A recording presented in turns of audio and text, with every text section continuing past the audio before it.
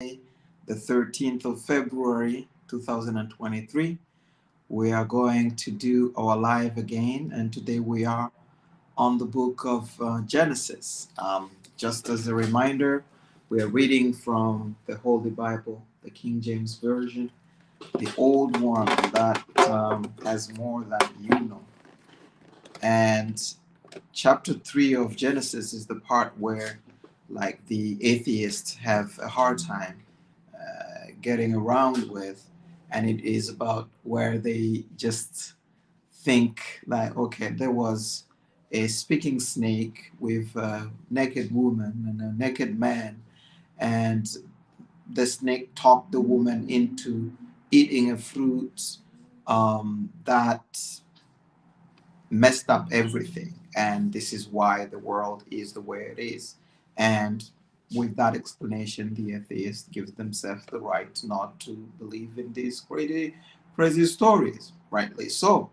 And if you are a religious person, this is the part where you know that there was a our original parents, Adam and Eve, were deceived by an evil entity that was jealous of the creation of God and wanted the power to be, or the worship to be, sent back to him, and convinced the human to disobey the order that God has given them for their own good, and thus God had the right to decide whether or not he will punish them and the future of humanity. And we, as such, accept as we are born sinful, and of course, we need redemption, and all that has to be done by God through the church and all the powerful people, so that they can intercede for us and have that forgiveness, so that we can have everlasting life. I would say these two opinions are wrong and right at the same time. For the atheist, the symbolism is very primary. It's just really uh, very condensed and just reduced to things that are very mundane. And the truth about that is that because these are not things to be taken literally, it is not little snake, it's not just we came from one parent who had a certain color, if we're talking about being Afro-centric, and thus generational life started there. That is not really the case. There is a lot of symbolism that go into this, and I came to appreciate the fact that these stories, they are not there really um,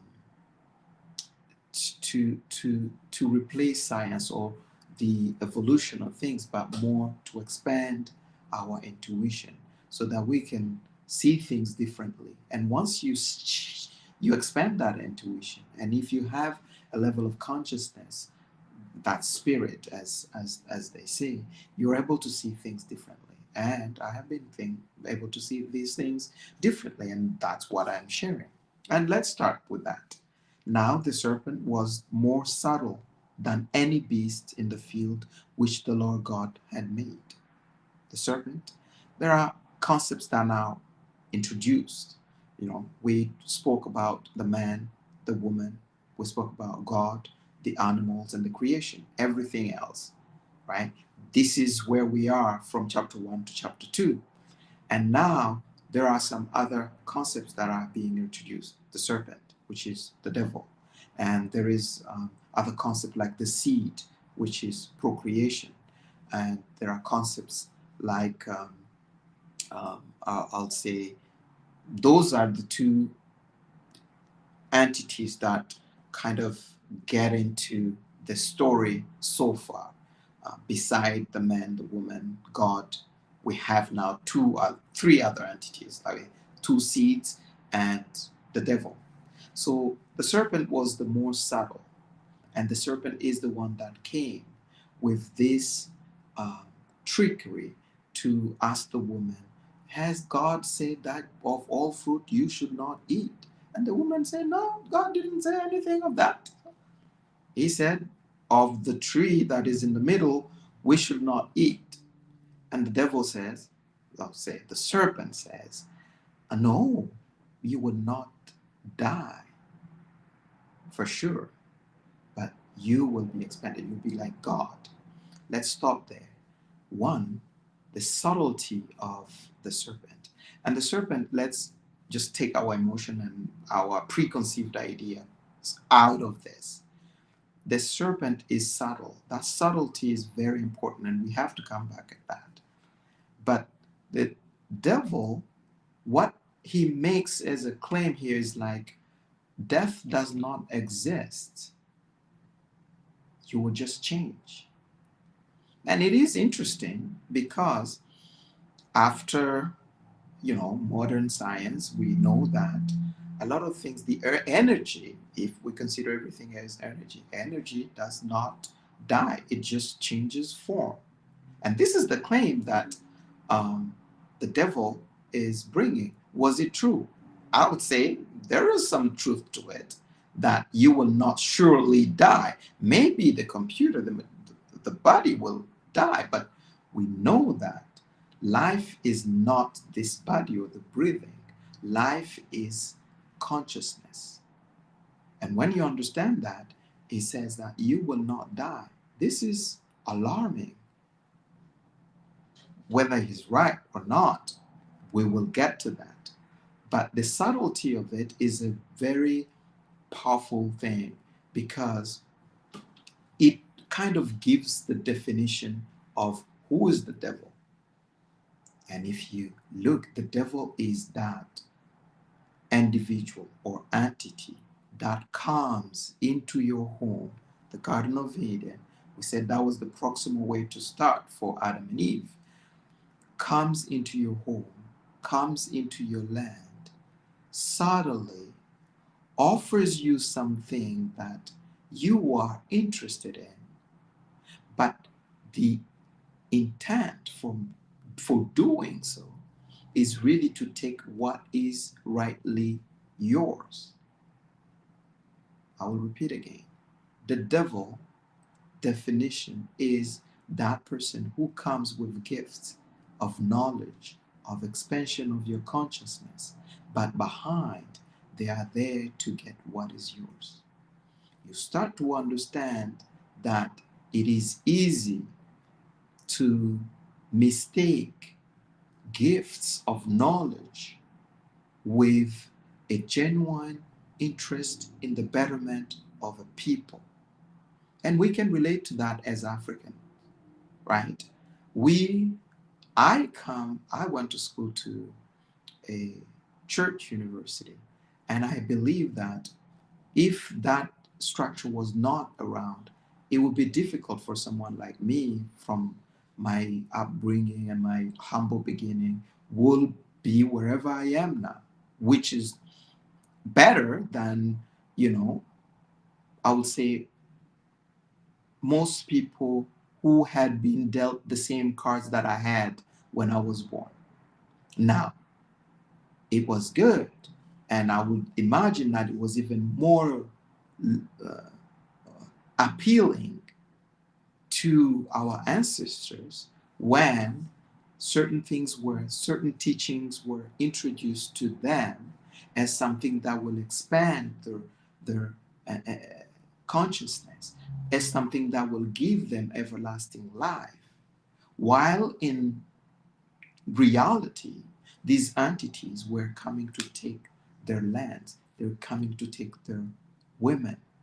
And so far, Adam, what he has is his wife, as we said, the woman, and the other thing that he has is the paradise that is around him. So this is the exact thing that our ancestors had. They didn't have all these blings, all these cars, all these planes and the riches and things. All they had their land, they had their families. And an entity came proclaiming that it is giving them something that they need, that they never knew, where in fact they were coming for something else. When you understand this, you see these scriptures differently, and you become a little bit more alert about people's kindness to you. And in many cultures, they have these kind of stories that depicts people or clever people who seem to be there altruistic and give something to the society, but they are there for the taking. And here, the devil says that death does not exist.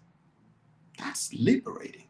Anybody who has the kind of consciousness, the level of consciousness that our first parent had, understood what the devil or the serpent was talking about, right? And you can see that it was the case, because when the claim also is like, you will be like God. And we talked about knowing what is good and evil. And we talked about that in chapter 2. God would have not have been God if he had withheld the possibility for evil from us and claim at the same time that they have created us in their image. Then we are less if we don't know good and bad, because they do know good and bad. So this claim here is shocking. And he said, so all this time we only thought that, there was nothing of that sort. And then he introduces it. Now, look at what happens when the woman in chapter 6 is said, and when the woman saw that the tree was good for food, and that it was pleasant in the eyes, and a tree to be desired to make one wise. Education. What makes you wise? It's information. That was what was being brought. And I never thought of it in the context of a process, because it's not like, and I think that is really insulting to Eve and probably to all women, to think that Eve just was told this thing and then she ate the fruit and the symbolism of the fruit and that was it. No, it says that she saw that the tree was good, right, for food. She saw that it was pleasant for the eyes, and it was desirable to make one wise. She investigated the addresses of that entity in human life. She went on to see that it was that information correct. This is a vindication of really what the serpent was able, the information that the serpent has given. And don't forget that, as we saw, the Bible is a letter that comes from our ancestors way back there and has been passed on to us through different translators and people of different intents, good or bad. So you get fragments of that, and it creates certain narratives that have shaped the world, the way we see things, and the way the world is, and the way our continent is. Right? But they left us this information to say, be mindful. Because certain people, certain entities claiming to wish you well may be the very entities that will cause your demise. There is a notion of that death does not exist, contrary to what was told to our first parent in the beginning, saying that, if you do this, you'll die. Did they really die? And we'll get to that. Here, the woman took the pains to go and investigate that information. And after she has found that information to be correct, she ate. And guess what? Had she seen that the information was wrong, or the expansion of their intuition was not what was told by the serpent, would she have given that same fruit to the man? Same information to the man, same means of expanding their intuition to the man. If she would have done, and you will say that she was already corrupted by the devil, and thus she did not have the best interest of not only the man, but also the rest of humanity. And I beg to disagree. And I think this is a narrative that has caused people to change to give us a reputation of people who do not honor or value women or women's authority or position. It is that our ancestors had a different way of doing things. It is the entities that came after that that introduced certain things that were really foreign to our ancestors. And this is, I'm talking about the Afro-centric view of what these stories mean. Now, we get past the fact that she had gotten that information, brought the information to the men, and changed the course of humanity forever. What happened is that they realized that they were naked. That is really packed.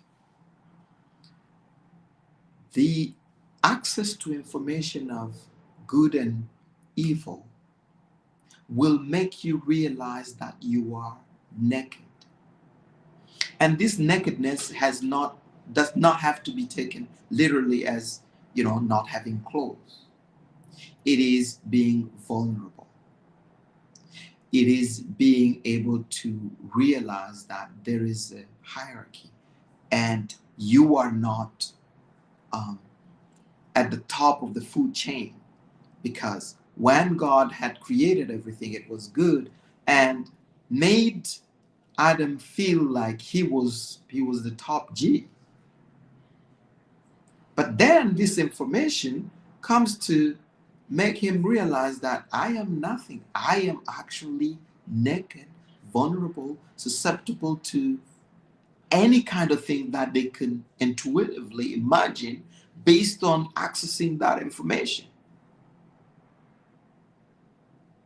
And that nakedness, now we have a better understanding of what that nakedness was about. It had to be the woman to go there, because now, and this is a concept that many people don't they know, they live it, but they just don't have the intuition to put words on it. And this is the concept of sexual selection. And this explains how women are mostly hypergamic. They want at least what they have or more. And it means that the women are the entity in our existence that sets the rule of competition. Because we guys, it's easy to know that. And back then it was like a physical confrontation, and we know it is a possibility. But with women, we don't have that luxury. But the important thing is that with the women set the tone or set the rules of how humanity will behave or how we will evolve. Because she is the one who went and took that fruit. Then hypergamy became a sexual selection decided by women. And it is true because, let's say an example. You're a man and you you want to get laid and you want to shout it out and just go on the street and say, who wants to get laid? You will find nobody responding to you. Walk from Africa to Europe and through the boats, and nobody will give you any attention. But if the woman has to do the same thing and she said, okay, who wants to get laid? Before she finished the words, there will be hundreds of men lined up to do that, because she sets the rule.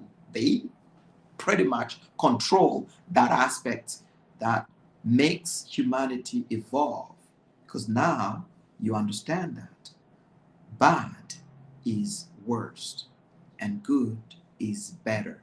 And we know it is a spectrum, because as we compete, as we set values and ideals in our day-to-day lives, we create a hierarchy of values, and of course we decide the best at that are the ones that will get the most women.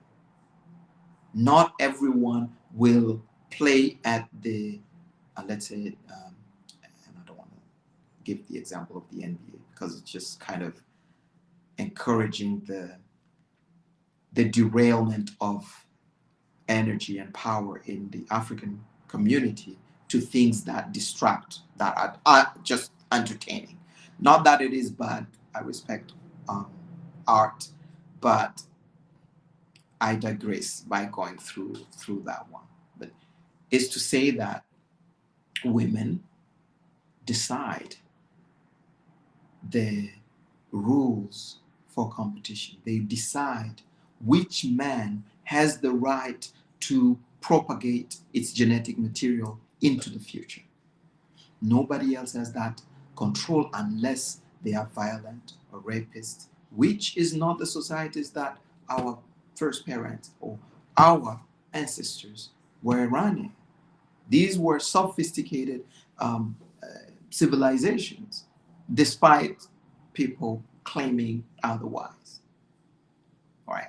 Now, when you understand that, you can understand that when you are in life and you get through tough time, especially with in regards to, um, I'll say, a partner of the other sex and things like that, you should not get bitter about it. Your only way is to just get better, not get bitter, just get better at your purpose. And of course, we talked about purpose because that's what defines the man. And we'll get to that. We'll get there. And we are starting to understand what is really the place and the definition of the woman in humanity, right? Now, they realized that they were naked, even as, I know, and they heard the voice of the Lord walking in the garden in the cool of the day. And Adam and his wife hid themselves from the presence of the Lord God amongst the trees of the garden. This is the presence of God. Adam and Eve, Adam especially in the beginning, had that access to be in the presence of God without any barrier, anybody in between. That is something that they will lose.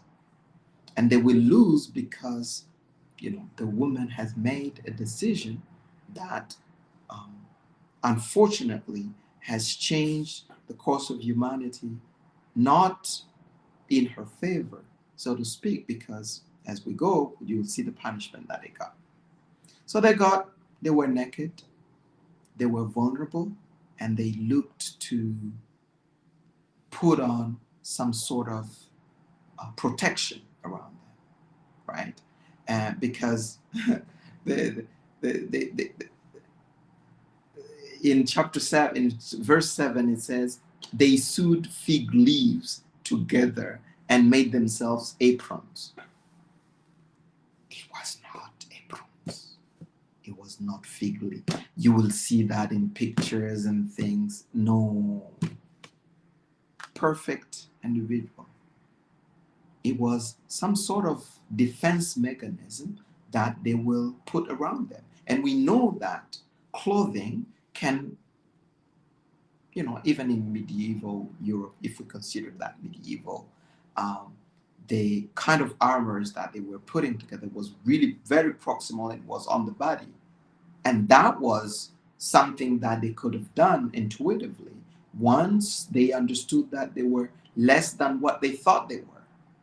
And they wanted They felt the need immediately to be on the defensive, to be able to protect themselves against anything that will come outside of them. They realized that they were not alone. They, our first parents were made to feel like everything started from them, that they were these um, bringers of humanity to its apex, but it was not. When they expanded their consciousness in such a way, and they realized that not only they were vulnerable, they were naked, they realized that they were more powerful, more dangerous entities or beings that are outside of them than they hid.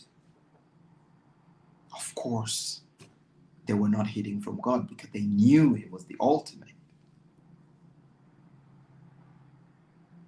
And that made me think a lot, because I've realized one thing. The more you know, the more you become humble. The more you realize that you know nothing. You should be aware of someone who claims to know everything, because these things, they change in a way that they will betray even yourself, your own mind. And the understanding that our first parents, or Adam and Eve, realized that they were not only vulnerable, but there were other people around that could harm them. They went on the defensive, right? But when they went on the defensive, God walked and they said, okay, where are you? And they said, I heard your voice in the garden and I was afraid because I was naked. And God said, including. And this sin also is somewhat a little bit sketchy, because if God is omnipotent and omnipresent and it is everywhere, I have a hard time thinking, how did he miss that whole conversation between Satan and the woman and all that, unless he was just being sarcastic here and say, where are you? And he said, oh, who told you? Because sometimes parents will ask questions to their kids and say, they just want to see, you want your kids to be truthful. And you ask them questions to know if they're sorry about what they've done. And it gives you some kind of compassion in terms of the punishment that you get. If they're truthful, you're like, you know what? They made a boo-boo, but they were brave enough to own up to their own mistakes. And that's another lesson. But they were humble enough to tell the truth, because owning their own mistakes is not what necessarily happened here. They said, yeah, we did it. And Adam is as the person to whom purpose of developing the world was given to, was asked to account for the fact that he now knows that they were naked. Who told you that you were naked? I said, no, and this is what mistake Adam did. He says, it is the woman that you gave me that made me eat that fruit. Personally, I would not have done that. And that I understood. When you understand that, taking responsibility. Because Adam didn't do anything wrong, but he got punished, as we'll see later on. And it means that in life, when you know less and when you are just learning to form your purpose and to get access to it, you will make mistakes, and you will probably go into relationships that were not meant to be. And it is okay. But the mistake we make most of the time is to blame the woman. I used to make the same mistake. when my marriage fell apart and I felt wronged in many ways, and I became bitter, and all sorts of emotions that uh, made me weaker every time I felt the same way, until I read these scriptures, and it taught me a valuable lesson.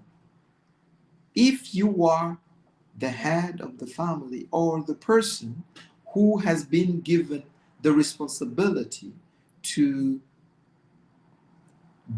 rough up the element of the environment so that you can create an environment where your purpose is viable, then you have to own up. You cannot blame it on the woman and not be punished for it. You have to pass that. You have to own up to your own responsibilities. I am not a perfect person. I have so many um, shortcomings, and I'll say I had my own demons, and I had my own demons, and I know the failure of that marriage was my responsibility as much as it was for my partner, or even more my responsibility than it was for my partner, right? And once I understood that, I got it liberated me. And it is, I urge every man, every young man out there, every man who has gone through these um, relationship breakdowns and things of that nature, resist, because the urge to blame the other party is so deep. It's the first place you go. No, it was like this, it was like this. Start saying the whole story of your life. Nobody asking, nobody cares actually. Right? It is the woman that you gave me, that I took. This is not my fault. If it was just me, things will be better. Than you lose the power to uh, speak a different trajectory to your destiny when you blame it on the woman, and you should not be. That's weak, and that's the course Adam took. And that weakness has removed him from the picture. You will realize that after that, things happen now where I don't know where he is. Now they've done all this thing, and God is pissed off, and it's time to punish everyone. I will go through those punishments to the serpent, because thou hast done this, thou art cursed above all cattle and above every beast of the field. Upon thy belly shalt thou go, and dust shalt thou eat all the days of thy life. Pretty much, God is telling the serpent, it's like, I curse you, you will be walking on your belly, and you'll be eating dust pretty much the entirety of your life. Now, let's be realistic. Have you ever seen a serpent that, let me ask this question differently. Was there a possibility that snakes used to walk on something else other than their belly? And if serpents have always, because in pictures when you see the snake tempting Eve, it's not like the snake has legs. They were ramping on the tree because they were present. It represents something else. But the snake there has always been on its belly. Have you ever seen a snake eat dust for the rest of its life? Now, I've never seen that. Probably it may, but they don't live off dust. They eat things. And if you don't trust me, you can try to go into a snake pit, and you'll see you'll not come out of it.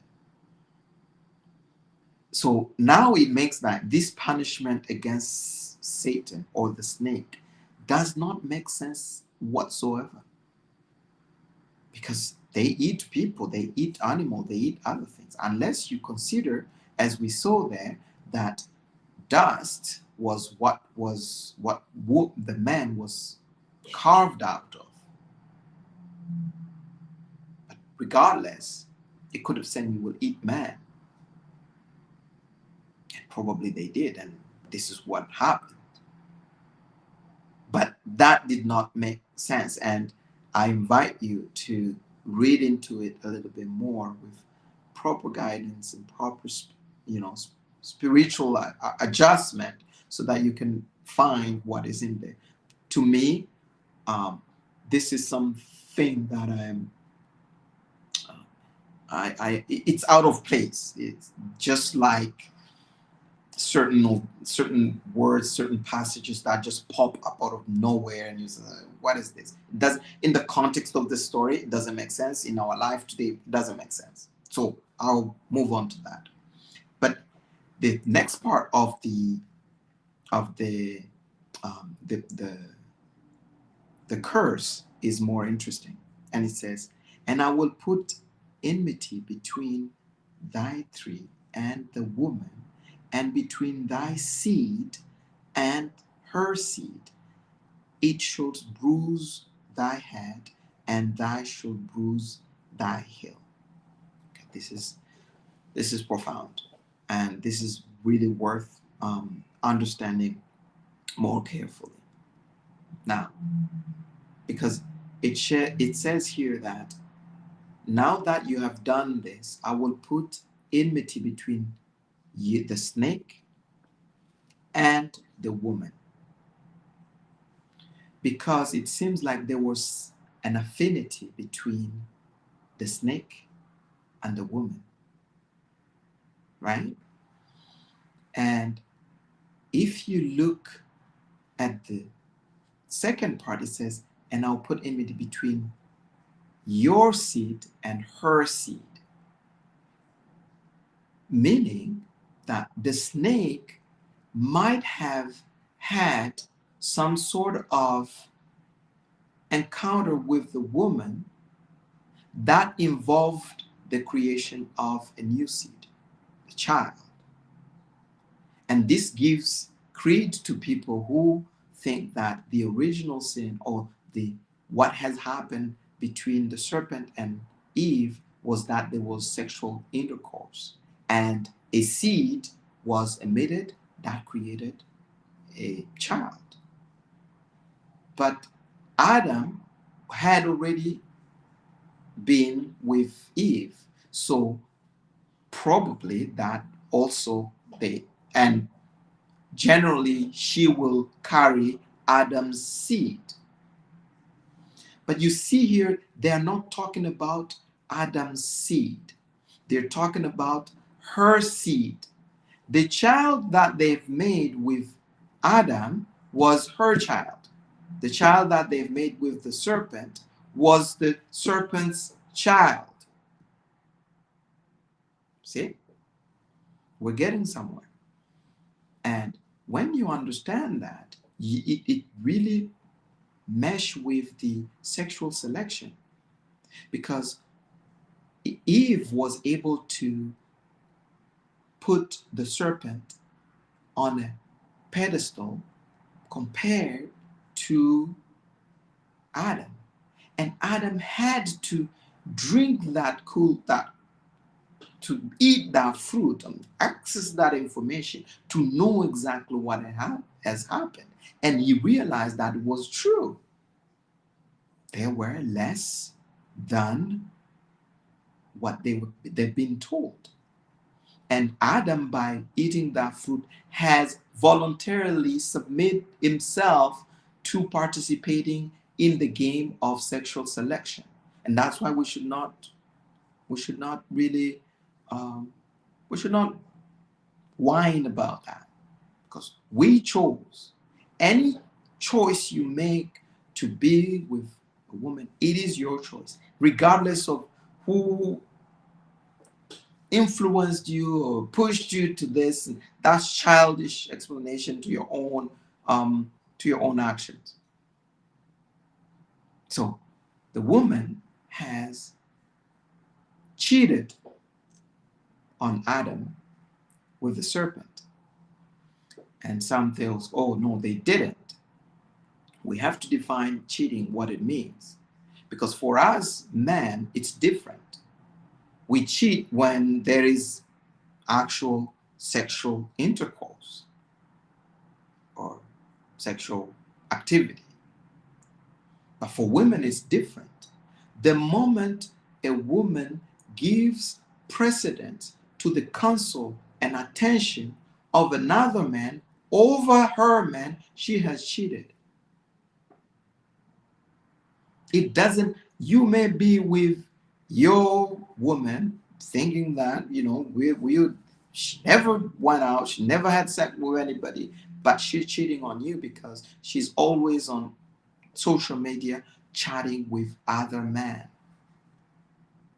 Although they're not there, she has given her attention, her power to the seed and the potential of another man or another entity.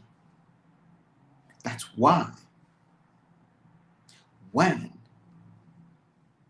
there is a decision by the woman to take her children, because when she has decided that there is a higher, a better father, a better caretaker of her genetic material, your genetic material, it automatically puts you out of the picture. You see here that they are talking about the seed of the serpent and her seed. It's no longer Adam's seed. And when it is no longer Adam's seed, what do you mean? The father is not present. Now you start defining these things. What is the devil? The devil is the entity that comes subtly in your land to take what is yours in exchange for a supposedly expansion of your consciousness or wisdom. The devil is the one that will take your seed away from you. The devil is the entity that the woman decides to give your genetic material to. And nothing to be bitter about. You just have to understand the game and accept it. And know that, okay, that was not my purpose. Because you can start now to define even what is a man. We saw in chapter 1 and 2, right? A man is the one that has been given, that is made with the roughness of the environment, a purpose to take care of all other things, matters on earth.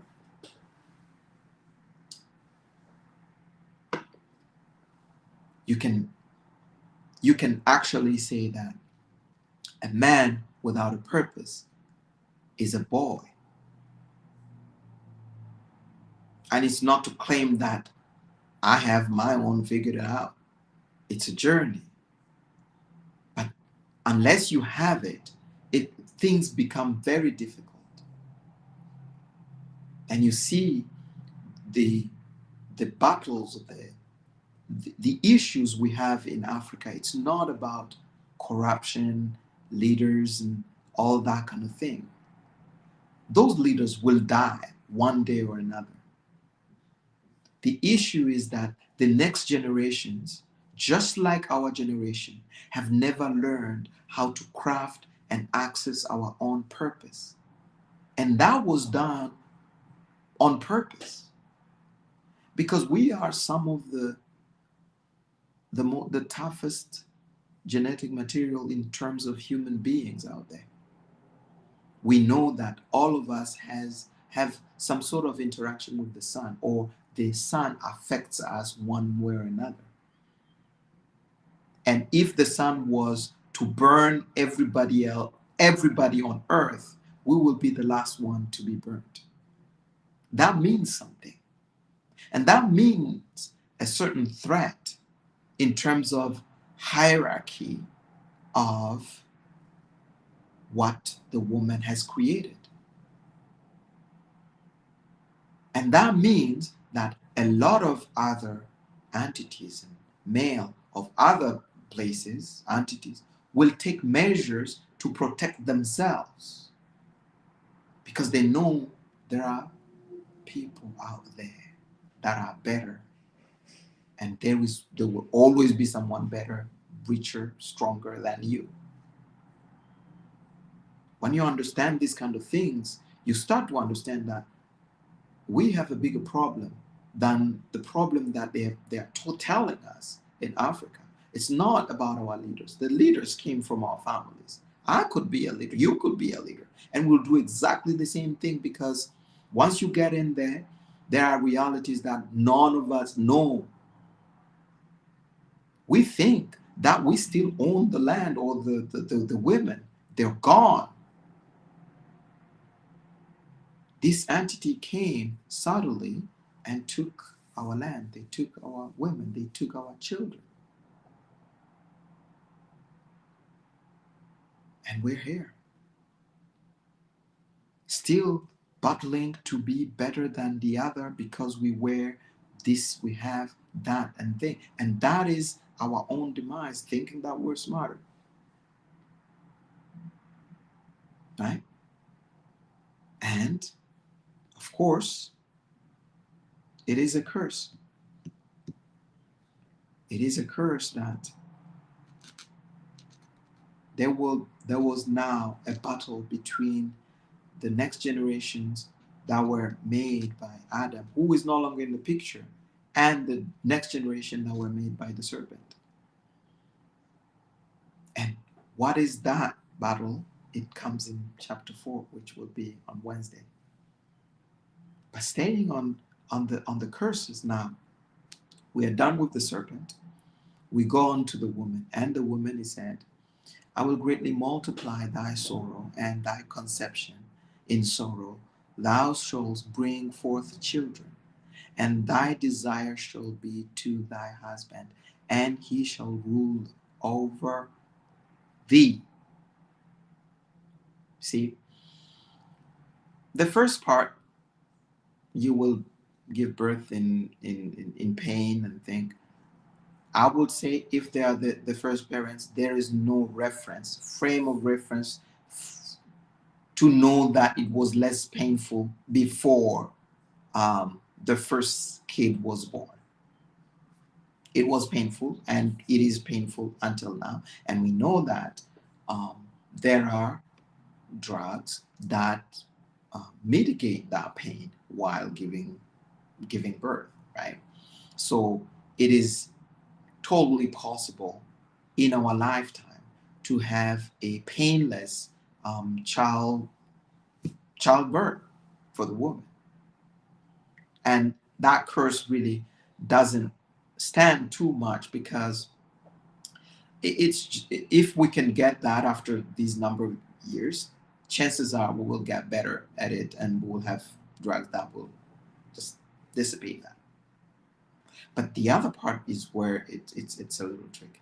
And he says that you will desire your husband, you will be possessive, you will miss him, because, and this is crucial, because what has happened is that the woman, Adam, had a standing before God that was permanent, and he was always a spiritual man because he has that connection with God. But after he had engaged into these competitive games set out by the woman, he was busy fighting out there and is no longer in front of God. But the woman was still. Is it a guilt, or is it a general thing to just be in front of God that much? I don't know. But what I know is that there is a disproportionate number of women in religious organizations or practicing. The men may be running it, but the number of women in going to church and sacrificing time and energy for the sake of God is just it's not even it's not close. Men have, on the contrary, run away from church. Men don't go because they don't see any purpose. They don't see any empowerment in it. It's demasculinized like a man. There is no invitation to shape the world anymore.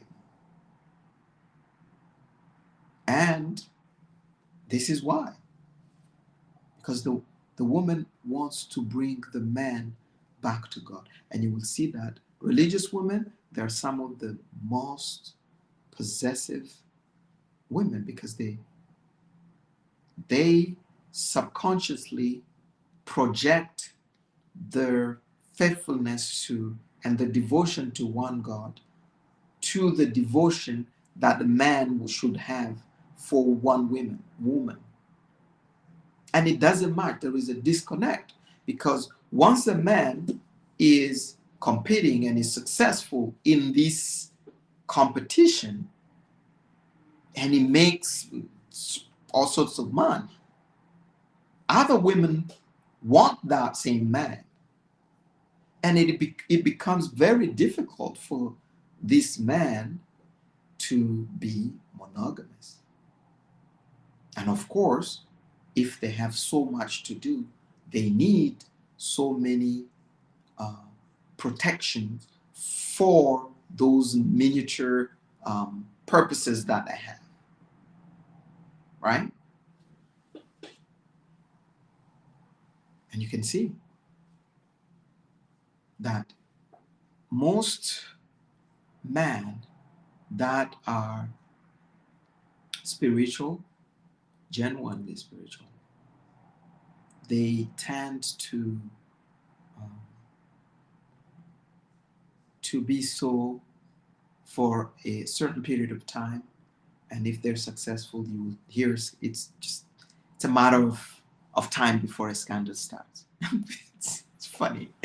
I'm in Toronto, and this guy, the mayor of Toronto, John Tory, he just resigned. He hasn't resigned, but there are talks about his resignation because he was screwing one of his co-workers as he was a mayor. What do you expect with such power? This is the largest, richest city in Canada. And he's at the helm of it. You think the co-worker doesn't like him? There are many things we don't understand, and we think we do that. And the ones that are pushing for this are mostly the ones that think that the man should just come back to the altar and ignore the battle that has been created out there. Because those are the rules. And actions have consequences. And I will say that the man's job becomes more and more, less and less hard. And it's now more enticing for women because women's job is very difficult.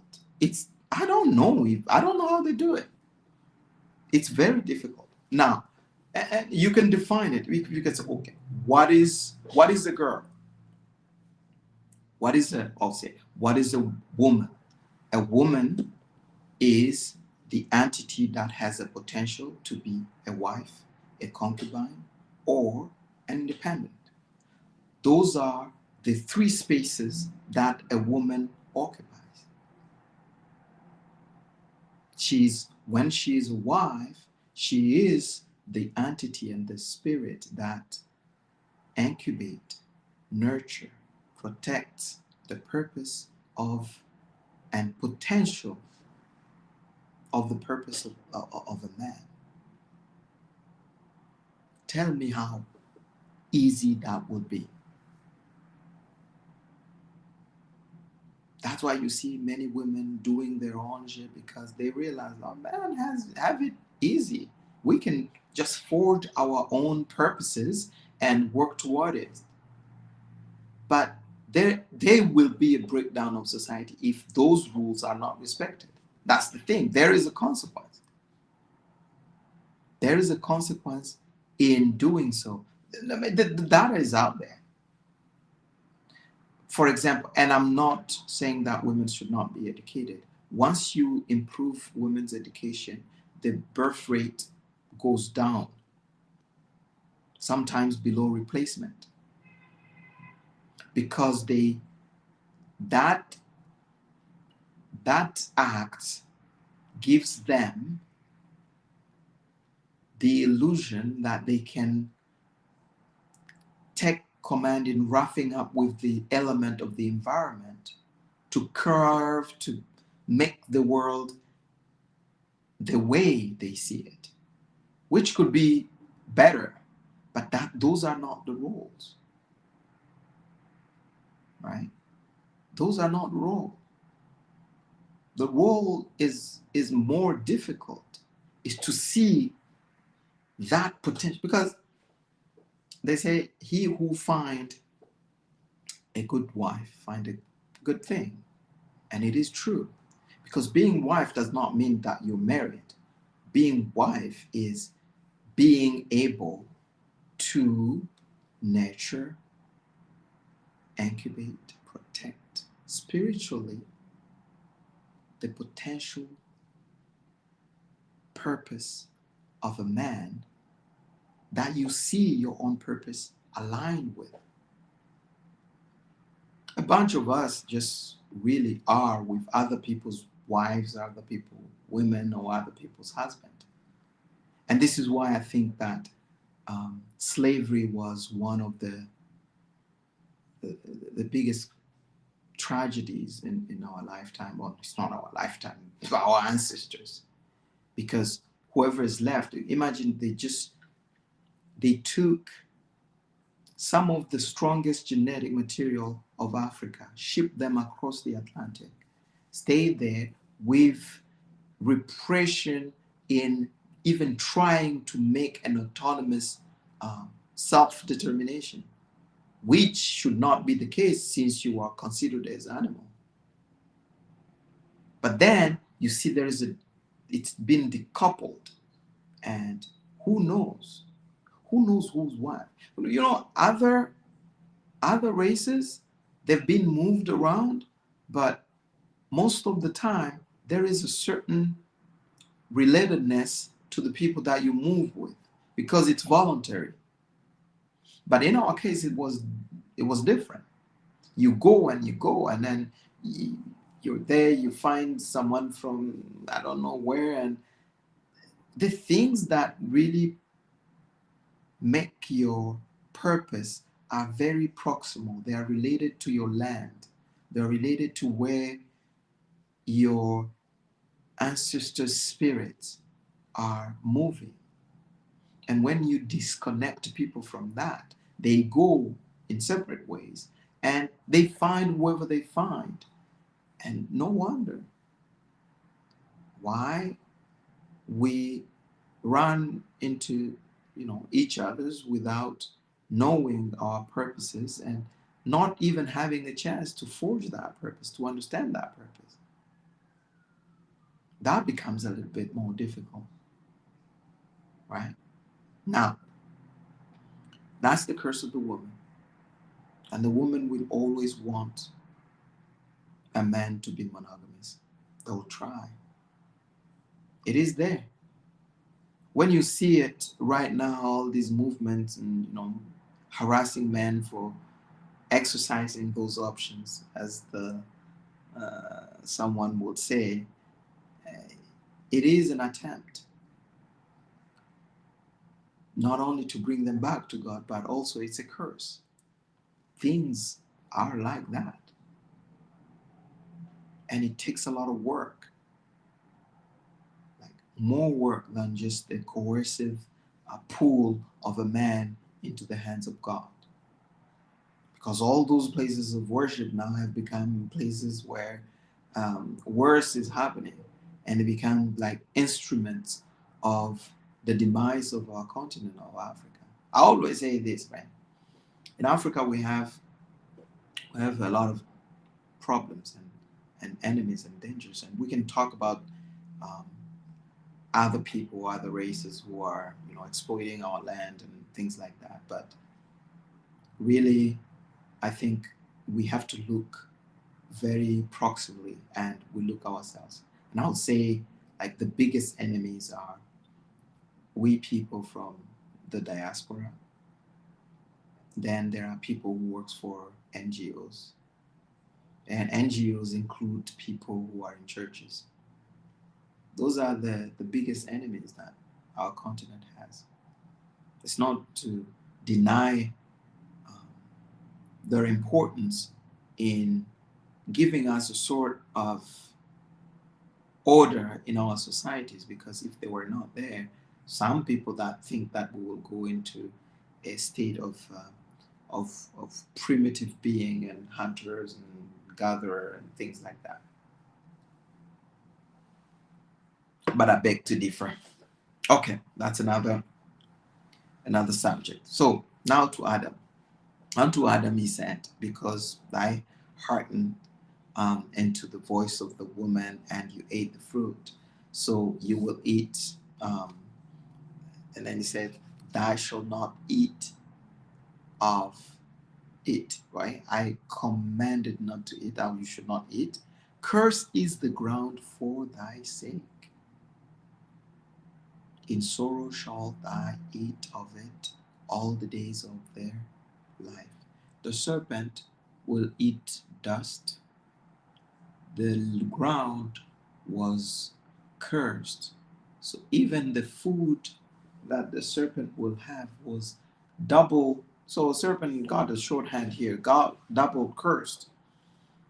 And the man, it's not like they will eat dust, but it will be thorn and thistle that will be growing out of the land. That I don't know. There are many lands in Africa where like you throw beans out and they grow themselves because the land is good, man, and they want it, or they already have most of it. Um, so we have to we have to seriously consider these stories and and and understand how we have to change ourselves and the way we look at things and how we behave and how we take on life.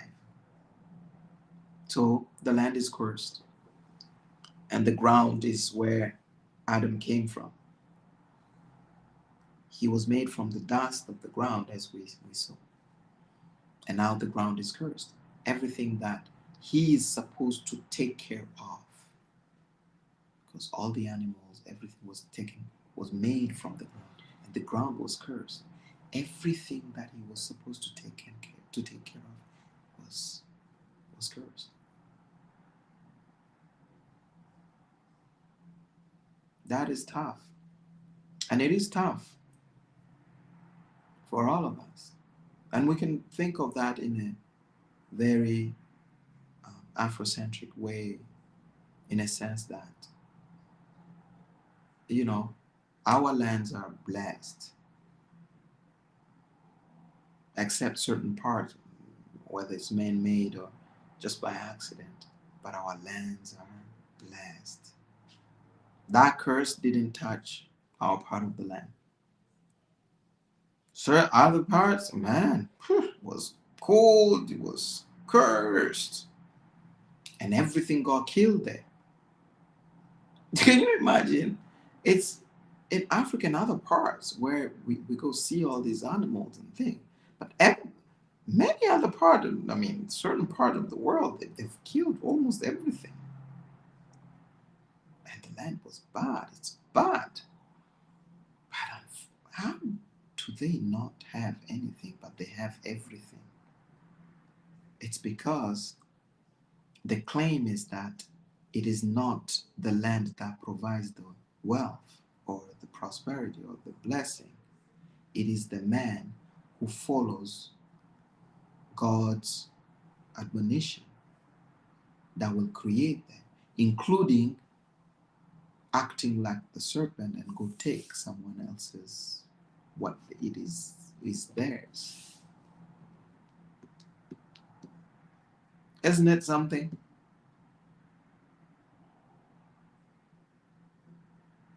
In the sweat of thy face shalt thou eat bread till thou return unto the ground, for out of it was thou taken. For dust thou art, and unto dust shalt thou return. We will return to the dust state, which is the primitive state that Adam was taken from. And this part has to be understood as such, that knowledge of improving our own state of being will be withheld from us and has been withheld from us, so that we can be in failed states after they've removed everything that would serve of bring of order. And the idea is that we will go back to the ground. We will go, it's not like death, but we will be so primitive that we will see that. We will worship the bringers of civilization, bringer of knowledge and wisdom. I would say that this information is, the wisdom is really not the point. We have everything. The information is within us. Everything is within us. It's our intuitions that have been altered. We are not able to grasp things and change our perspective. Because when you have a different intuition, then you see things different and you act differently. And your purpose is different. It evolves. It comes like light. But it's not really the wisdom from the smarts. It's more the wisdom from the spirit. It's really the intuition that needs to be propped up. Anyway, now, this account really shows how things have changed. And it says, unto Adam also, Lord, and also, and to his wife did the Lord God make coats of skins and clothe them. this is a farce. I mean, you you punish people, you punish these entities, and in the end, it's like those protective gear that you've put upon, that's a disgrace to my name, that nobody would think that I've made you. Okay, take this. Instead of those aprons and things, get some coats of skins. That's what they give them. So God was able at least to give them better defensive weapons, so to speak, to protect themselves, so that they can keep living. Because whatever they had, whatever the thought they had, it was just very primitive as they were. And God gives them coats and, take those things off, take this, and off they go. They are gone out of the garden. And out of the garden, what happens is that God says something. And the Lord God, and I will read this part because it's so packed with so many things. And the Lord God said, behold, the man is become as one of us, to know good and evil. And now lest he put forth his hand and take also of the tree of life and eat and live forever. We can't let that happen. We see now, we see there are two places so far where God speaks of themselves in plural. This is another place. And this time it says we can't let this happen. If now that they know that death does not exist, now that they know that you can work your way up from the dust that you wear, they are now they can travel the stars, they can be in different realms at once. We cannot let that happen. And I wonder if this is a proper way to consider the definition also of God, because the definition of God becomes the ones that gives life, brings life, the ones that has the power to give us instructions, the ones that has the power to punish when we don't follow those instructions, and the ones that does not ask to ascend to his level, although there is a possibility for us to ascend to that level.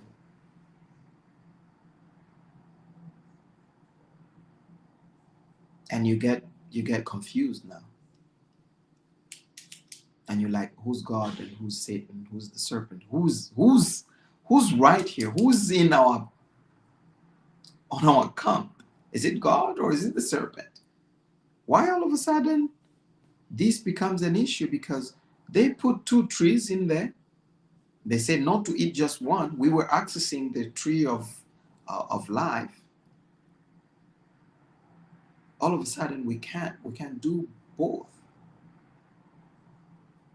And it is you cannot ask or answer that question for someone else. It has to be personal. You have to have the relation. You have to read these scriptures and feel the divine in you and see where you will put your allegiance, if you need one. Because if the intent, and we talked about this, in the beginning there was a vision with an intent. If the intent is now to make sure that a man will not rise up to the level of God's, who's our enemy? Who's our friend? I'm thankful that we have God to look after us and watch over us. And when we are going through tough times, this is the force that gets us out of that. But that too is there. And you will answer for yourself. And the way you answer that is going to determine the way you carry yourself. What is the impact or the intent of your actions? How you will serve your purpose. It's like the equation, energy is mc squared, right? It is what it is. It is, and it means what it means. And you can detonate it as in Hiroshima and Nagasaki, or you can have nuclear energy to light up cities and give energy to cheap and clean energy to everybody. And isn't it amazing that that material was taken from Africa? Hallelujah. Anyway, now God decides that We can't let that happen. We gotta kick these kids out of this house. Therefore, the Lord God sent him forth from the Garden of Eden to till the ground from whence he was taken. So he drove out the man, and he placed at the east of the Garden of Eden cherubs and a flaming sword, which turned every way to keep the way of the tree of life. So the Garden of Eden was still accessible. They kicked them out, but they could still build something magnificent. But access to the tree of life was denied. And you can see here again, if you consider the tree of life as everlasting, living forever, you are missing the point, because technically death does not exist as we define it. Because if it is energy, it just transforms into something else. What thing is, you and I don't know. But if you consider that life is that unifying sphere or level of consciousness that makes us one with everything, and we saw that in every, it's really weird that there are plants that actually alter our consciousness for the better. And every culture has that. Every culture in Africa has that. And what has been replaced, what has been killed, is the ability for our ancestors, for some of us, to keep that knowledge and pass it on. Can you believe, like, I was in Jamaica recently, and these are descendants of slaves and things. Everybody smokes weed there. I think everybody. Everybody. Everybody smokes weed there. And what are the chances that these people who did not know this land, they just found this herb that alter consciousness to the point where you can mount a rebellion against the establishment? Because, the state in which you are is not right. Right? And all of a sudden you see that access to the tree of life has been denied. It's not like tree of life, but if you consider the fact that all of these conscious altering plants and substances are banned everywhere in the world by the powers that come from God, because every authority comes from God, you understand that the cherubs that have been placed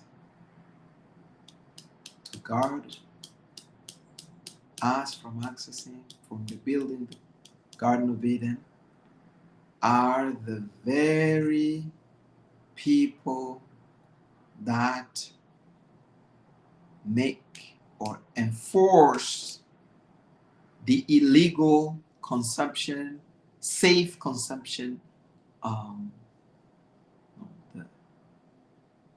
The, they enforce the fact that it is illegal to safely access these mind-altering substances. You start looking at things differently. And you start working not in a belligerent way, but in a smart way. Because if you were in their place and you've been put there by certain entities that are more powerful than you, what would you do? Adam didn't fight it. They just left. They left it alone. We're not going to pursue this. But history is a crib. He came back. Those plants. There are animals that will just, like monkeys, that will get on these plants, eat it, they'll just get stoned, wake up, go at it again. And it's weird. Some people say that actually evolution was was kicked off was, I'll say, the transition from, um, I'll say, the more primitive body computer that we once that allowed us to be human, where um, it was precipitated by the consumption of these mind altering um, substances, and that's how it's sped it up. But you can see here too that there were changes that were made in our genetic makeup so that there's still pain, there's still all these things, and it is for us to look at it and say, what kind of world do we want? What kind of responsibility with it? But we understand now. You understand what is a woman. You understand what is a man. You understand who is the devil. You understand what is the definition of God. They have introduced the seed here, but we'll get to that in chapter 4 on Wednesday. But that's what it is.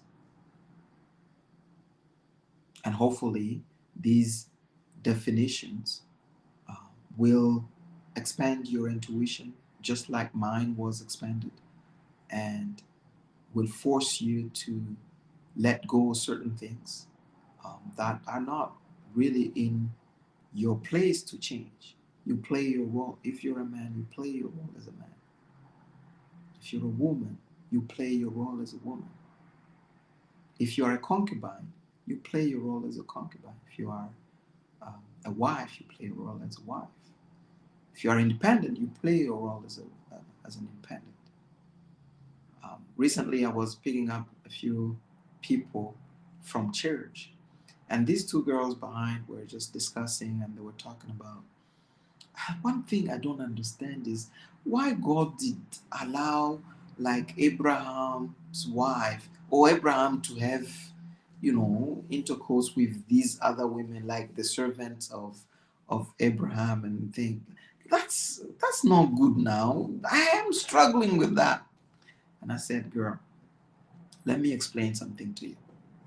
I'm not an expert in the Bible or in the scriptures, but I have been given the grace to look at them differently. And here is what you are probably missing. These stories are not to be taken uh, literally. These are archetypes. They represent the entirety of an individual at that particular time and throughout time. As you can say, like, if you understand that a man, a woman, is the potential of these three entities, wife, concubine, or independent, we will just talk about the wife part. You will understand that the role of the wife is to incubate, receive, and protect the seed and potential of a purpose that has been given to a man. You will understand that to be a wife, you will be the person that will be doing that, will be looking for a man that has a purpose before anything else. And if you are the person who protected that purpose for a man, it will be very difficult for a man to be unfaithful to you, because you are the raison d'etre. And your role and your fight as a woman is to, how do I make myself a better protector, a better nurturer, a better spiritual guardian of the purpose of a man, so that a man will deserve what I have to bring, what I have to protect. But if a man is still in the journey of finding that purpose, we are all, and it's not an easy thing, especially with our background. We know nothing about our past. We know nothing about our history. Everything is being rewritten.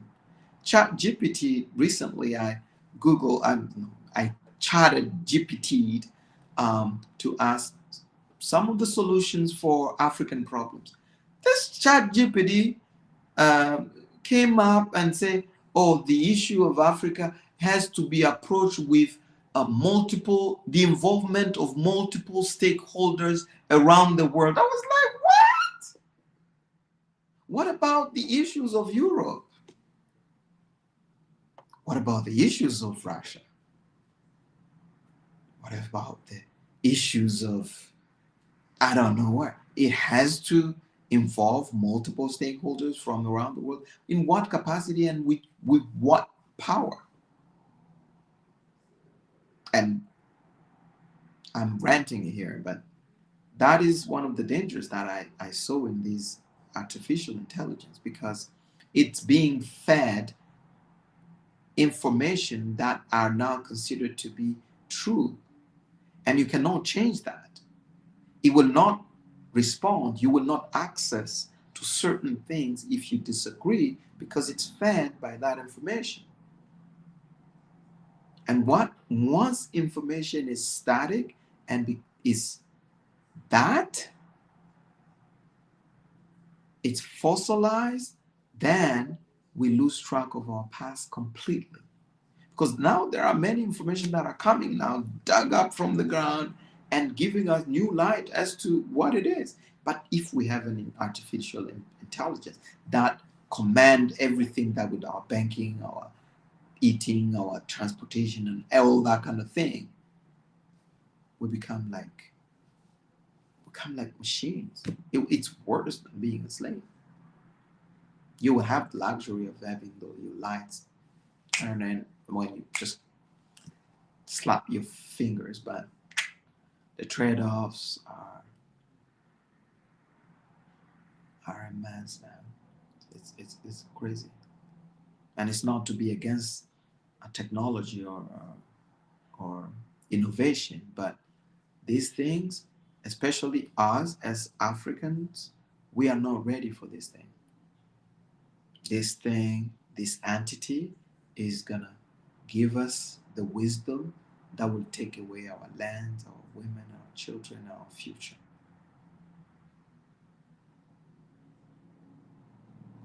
That's what it is. Chapter 3. Now I will do a shameless plug of our event.